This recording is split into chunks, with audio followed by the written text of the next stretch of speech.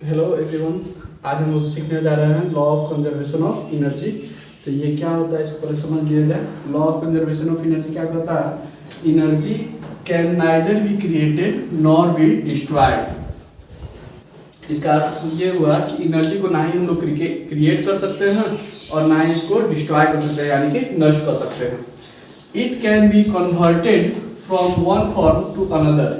इसका हम लोग सिर्फ रूप बदल सकते हैं, एक फॉर्म से दूसरे फॉर्म में इसको हम लोग चेंज कर सकते हैं।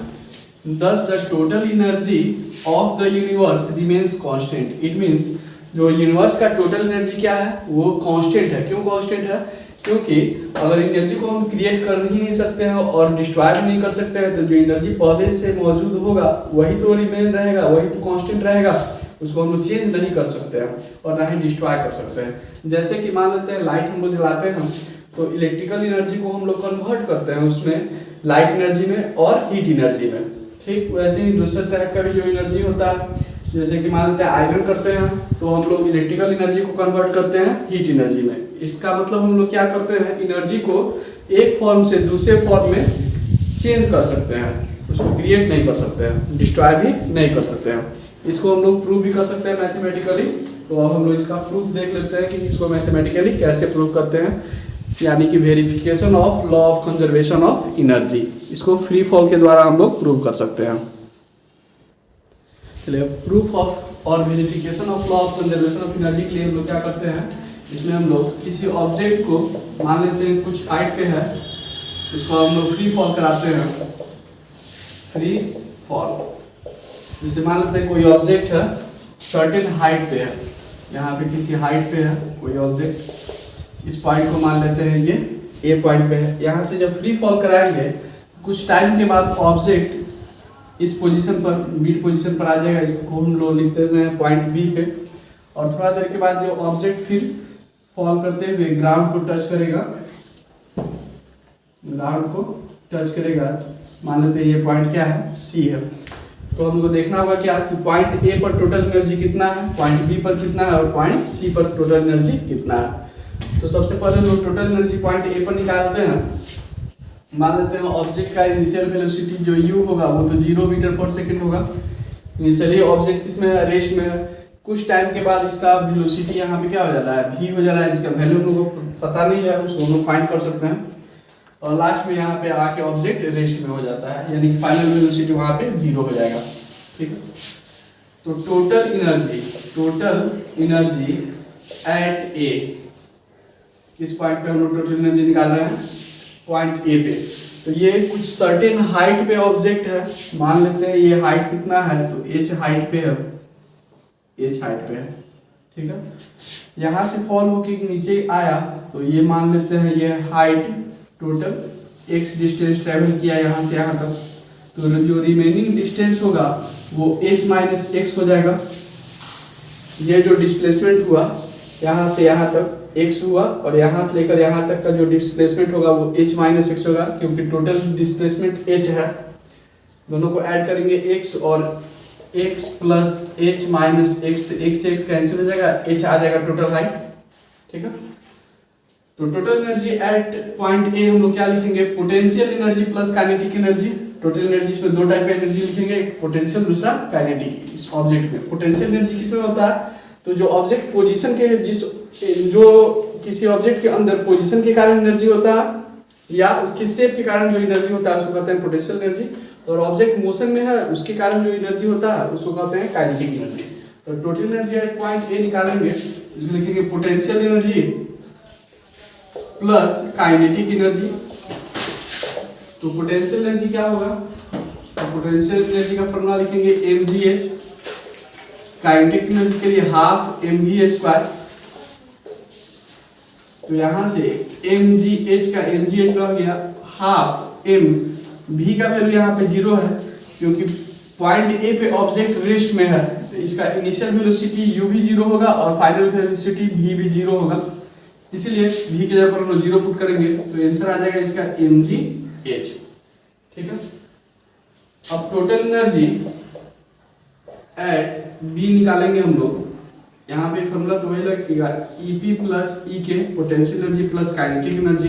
पोटेंशियल एनर्जी के लिए हम लोग क्या देखेंगे, यहाँ से ग्राउंड से कितने हाइट पे है, ग्राउंड से ये हाइट है इसका h minus x, B point पर यहाँ से यहाँ तक फॉल करके जब नीचे आया है तो यहाँ लिखेंगे mg, ये जो हाइट था h, अब उसकी जगह पर हम लोग क्या पुट करेंगे h minus x plus half m v square, v square लिखेंगे। तो v स्क्वायर का फॉर्मूला हम लोग यूज कर सकते हैं, v square equal to v square plus 2s वाला, वहाँ से हम लोग कैलकुलेट कर सकते हैं। तो ये हो जाएगा mg और h से मल्टीप्लाई होगा तो mgh, mg से x में मल्टीप्लाई होगा तो mgx प्लस हाफ m और v स्क्वायर के लिए हम समझा देते हैं कि इसका फॉर्मूला कैसे होगा।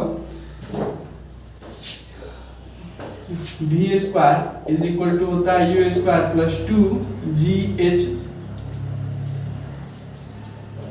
ठीक है।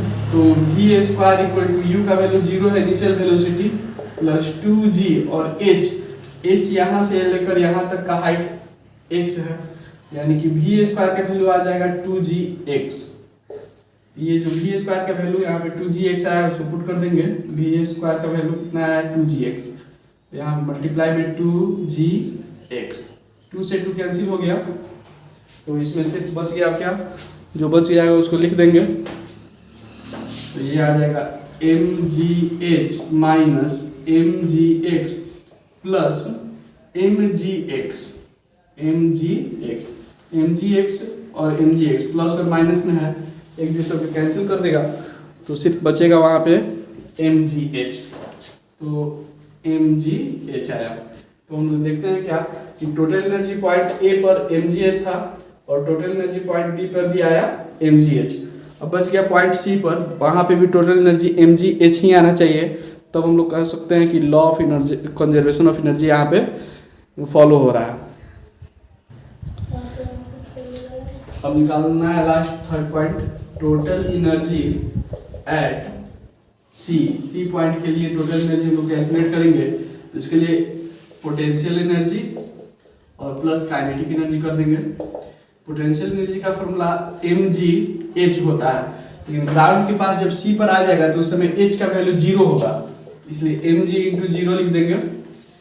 काइनेटिक एनर्जी के लिए half m v square use करेंगे, क्योंकि यहाँ पे जब टच करने से पहले जस्ट कुछ सेकेंड जस्ट टच करने के पहले उसका वेलोसिटी v रहेगा, तो mg इंटू 0 आ जाएगा, ये 0 प्लस हाफ m, v का वैल्यू हम लोग अभी कैलकुलेट किए थे, तो v क्या हो जाएगा v square by u square plus 2gh होता है, ये फॉर्मूला लगाएंगे हम लोग, यहाँ से लेकर यहाँ तक टोटल हाइट h हो जाएगा, तो यहाँ पे h का h ही रहेगा इसके लिए, ठीक है। इसी फॉर्मूला में u के जगह पर 0 हो जाएगा, 2g h का 2gh, इसका मतलब v स्क्वायर इक्वल टू हो जाएगा 2gh, यहाँ पे ये फॉर्मूला आएगा, तो हो जाएगा mg। यहाँ पे h का इसलिए हो जाएगा क्योंकि यहाँ से फ्री फॉल जब किया है a से ऑब्जेक्ट c पर आया है तो टोटल हाइट h ऑब्टेंड किया, इसलिए v की स्क्वायर की जगह पर हम लोग यूज करेंगे 2gh, 2 से 2 कैंसिल हो जाएगा, आ जाएगा mgh।